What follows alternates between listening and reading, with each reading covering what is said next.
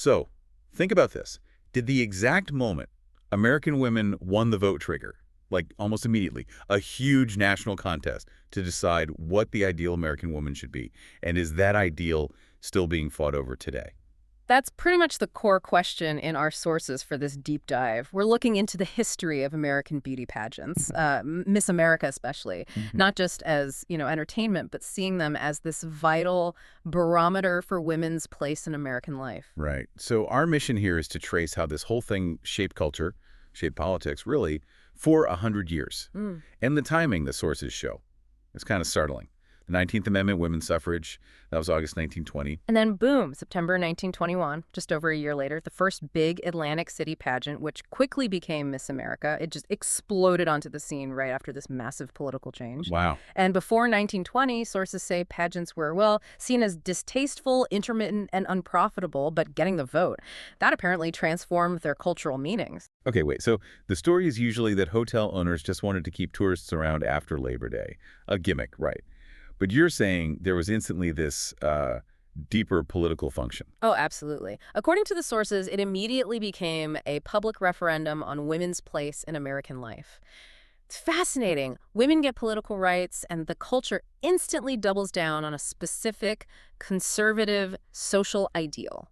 And the first winner really embodied that, didn't she? Margaret Gorman, just 15 years old. This is where it gets really interesting about the cultural pushback against maybe female empowerment. Exactly. It's like setting a conservative anchor right away. Gorman was chosen, and people at the time celebrated her as the perfect type of womanhood America needs. We even have a quote from Samuel Gompers, the labor leader. He said she was the ideal. Strong, red-blooded, able to shoulder the responsibilities of homemaking and motherhood. So political rights. Yeah. Okay. But the ideal woman, still strong, sure, but her main place is home and family. It feels like an attempt to sort of manage this new female power, keep it contained. Precisely. That focus on, traditional virtues, that was baked in from the start. And that tension, political progress versus these cultural expectations, that's what kept the pageant relevant, even politically, for so long. That anchor, that conservative ideal, it obviously held for quite a while.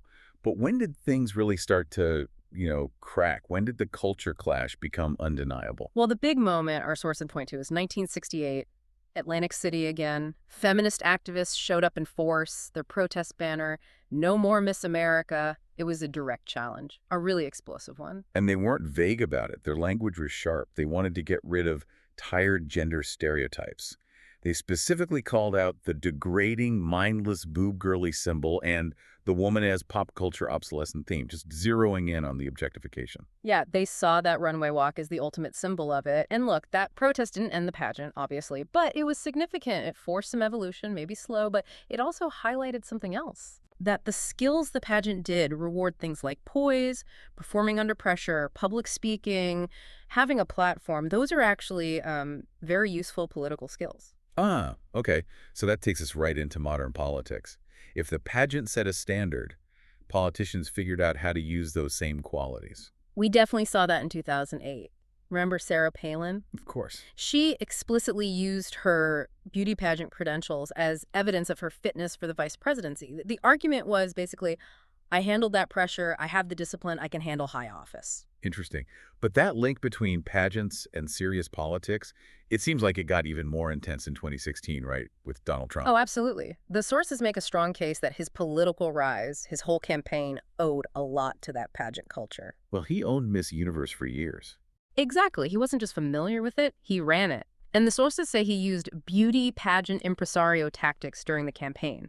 And this wasn't just about projecting polish. It included things like publicly rating the appearance of opponents, both female candidates and the wives of male rivals. But was that really about transferable skills, like poise, or was it more like using the pageant framework to make superficial judgments okay in politics?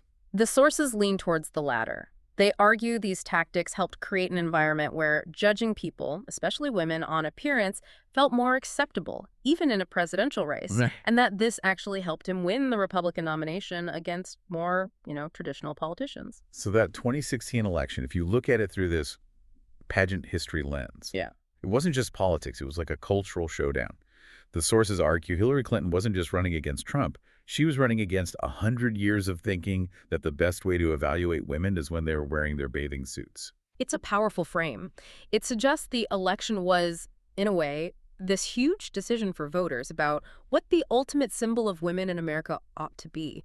Was it going to be the experienced, professional woman, often criticized maybe for not fitting certain molds, or the political figure who kind of embraced and even weaponized those older evaluation standards from pageantry? It really shows how deep those cultural ideas run. Yeah. Okay, let's jump way forward, right up to today, basically.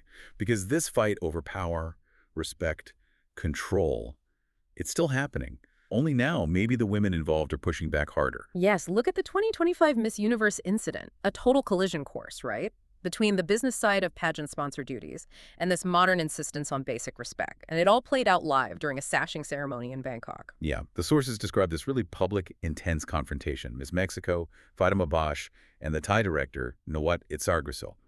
He basically called her out in front of everyone for supposedly missing a sponsor event. Turned a disagreement into, well, a public shaming. And the language got aggressive fast. He was accused of calling her dumb, or maybe dumbhead, and telling her to shut up when she tried to respond.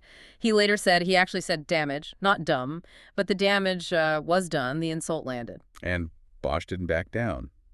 Right there, live stream, cameras rolling, she stood up to him, said point blank, "You are not respecting me as a woman."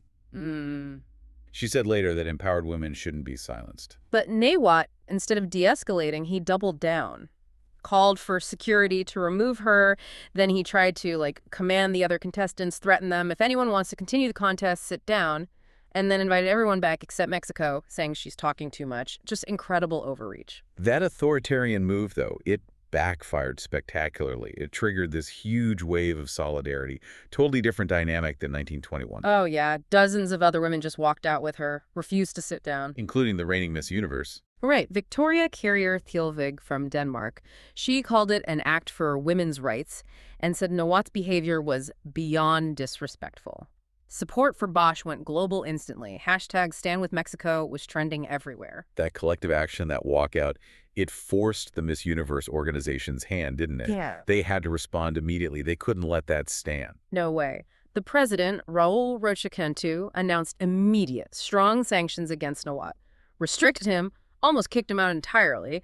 They sent top leadership, the CEO Mario Bucaro, straight to Thailand to take control of the situation. And the official statement was crystal clear. They said, dignity and respect are never negotiable.